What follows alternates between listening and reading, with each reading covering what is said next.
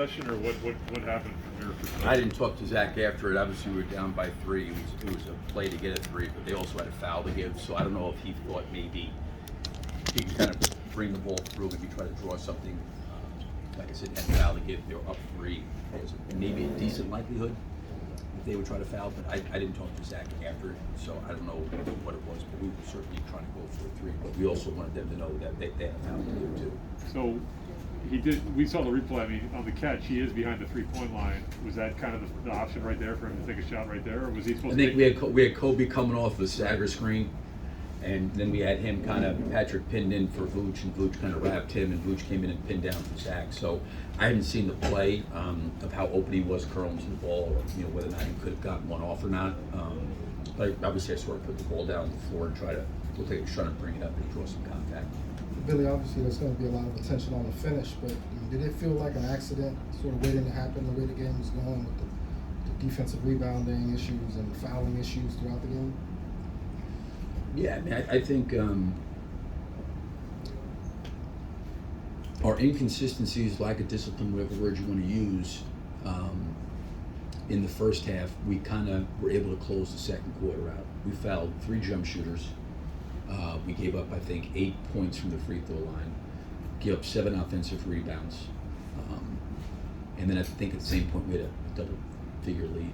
And we had talked at halftime, and some of the guys stepped up, and I give them credit about we need to understand how to come out of these first 5 minutes.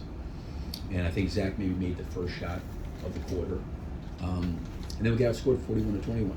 And I think the last maybe 2.5, 3 minutes of the third, we got beat over the head on a free throw situation. And I think we turned the ball over 3 consecutive times coming out of the timeout. Just things that you're gonna, those are things that you're beating yourself with. The free throw line discrepancy was pretty significant.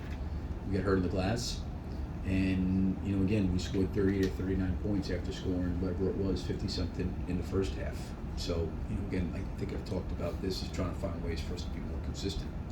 Just to Billy, just to clarify, sort of a one-on-one explanation. When they have a foul to give, like 5 seconds, and that, like, what a player's thinking, they're going to give the foul and they're anticipating. I mean, what are you telling the player to be aware of and to do, figuring, well, they're going to give a foul, we're going to start over again, or take a quick 3? I mean, just what are they told?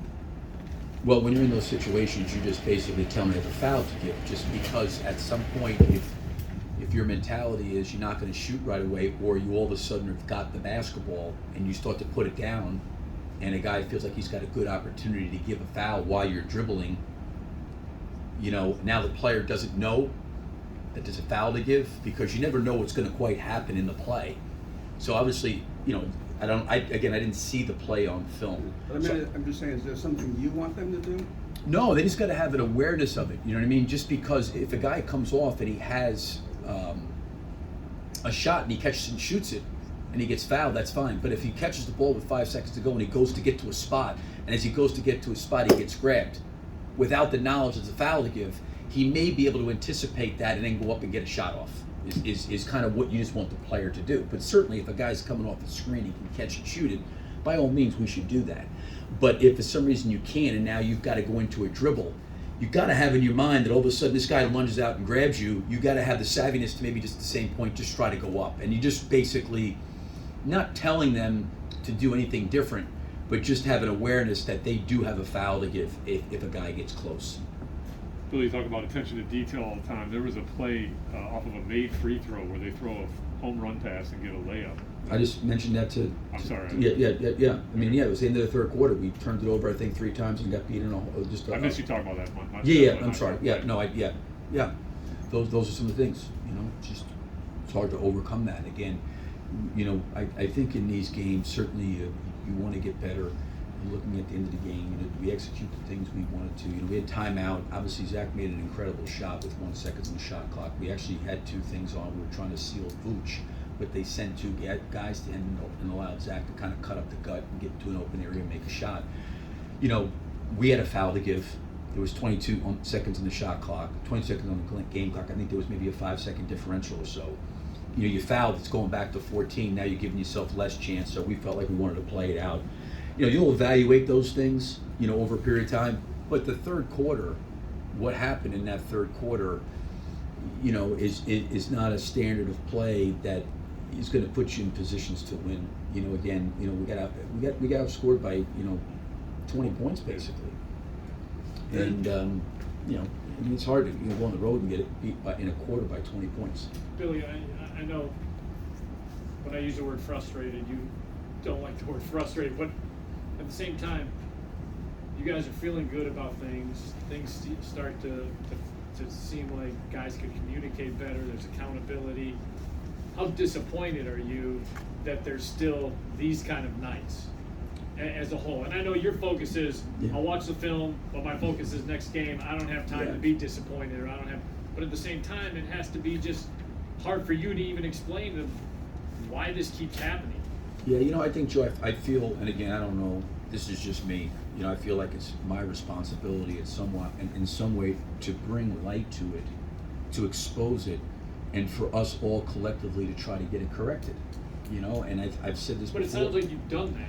Yeah, no, but we've got to, it's a mentality we have to have. I think that's what we've got to develop, is this kind of mentality in these situations. Okay, coming out of the third quarter, let's try to make them call the first time out. Let's get some stops. Let's not foul. Let's not have breakdowns. Let's not do things that are going to beat ourselves. What's the things that are going to beat ourselves? Turning the ball over, giving up second chance points, bad possessions on offense, and fouling. There's things that you got to do. And I called I think a quick timeout there, and made a substitution. And I would say this in fairness to the guys in that quarter. I think one of the things I felt this way. Again, no one said this to me. This is just my opinion.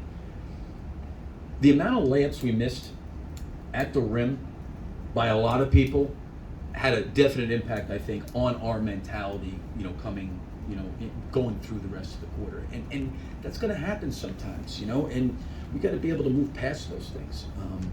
But the disappointing part, the frustrating part, whatever word it is that we know what it is, and we've all got to get it resolved, myself included, with them, to have that kind of mentality. And there is, so to speak, that people say killer mentality, whatever it is, but that focus and concentration. Okay, we just built a double-digit lead right now. These next 4 minutes, we really got to be locked into what we're doing here. And if we're going to lose this lead, it's going to be because they get the lead, they did it, and it's not because we did some things. And I'm not taking away anything from Washington. No, they fought their tails off. Stuff, yeah, they fought their tail off, and I don't want to take like it was all us. They did a great job in fighting back, but we had a lot of things I think that we could have done better in that situation. Bill, I just want to go back to the second quarter, actually. It didn't seem like you guys were playing that well in the first half, but you still had a double-digit lead. Do you get the sense at all that they felt, no Beal, no Porzingis, even though we're not playing well and we got a double-digit lead, we got this? Did you get any sense like that? Well, I mean, we also should be looking at it like, wow, we don't have DeMar DeRozan. Right. I'm not. Yeah, no, I'm just saying. Was the mentality just to relax because it seemed like it was going to be their game? I addressed that before the game in terms of mentality that they were going to have between Hachimura, Morris, Kuzma. They were going to be aggressive with some players being out. I think we knew that. The last two times we played them, Beal played the first time, he didn't play the second time we played them, and all these games have been incredibly close. So I don't think, Sam, we have the luxury at all as a team to look at who's in or who's out. We just don't. And we've got to be able to play to a level of the standard. So to your point, yes, I think that we had some turnovers in the first half. The offensive rebounding really hurt us, and the fouling really hurt us. Those two things really hurt us. We fouled 3 jump shooters at the end of the clock where the shooter is in a very, very difficult situation to even make a shot. So that happens. But we kind of course corrected, and we had some really disciplined, solid few minutes there in that second quarter where we were able to kind of push out to a double-digit lead. I don't necessarily feel that the guys went there saying, "Oh, this is going to be." I hope not. I mean, we talked about it, these guys have been around long enough in the NBA. These guys are all NBA players. They're good players, and I also often think that when guys get the opportunity to go out there and play, they're gonna go out there and take advantage of that. Let's get one more. The locker room's open. It's happened enough now. I gotta ask you about it. Andre Drummond's fouling is out of control. I'm sorry. Andre Drummond's fouling is out. What's going on with him? No, I mean he had a couple situations. Sometimes the rebounding, Darnell, are a little bit tough because we want him trying to wedge rebound. He's such a good offensive rebounder, and there's times where I can't see all the hand-to-hand combat down there. The officials are a lot closer sometimes. It's at the other end of the floor, like it was in the first half for us. But the charge originally got called a block, got overturned. Got to probably make a better decision there, and then just leaving his feet. You know, that was the biggest thing, the leaving the feet. I mean, and the thing to me, and we talk about this all the time, is when you got a guy in a non-paint 2 area of the floor, those are the shots that you're willing to give up. You're willing to give those shots up. You don't want to go up threes and layups and fouls.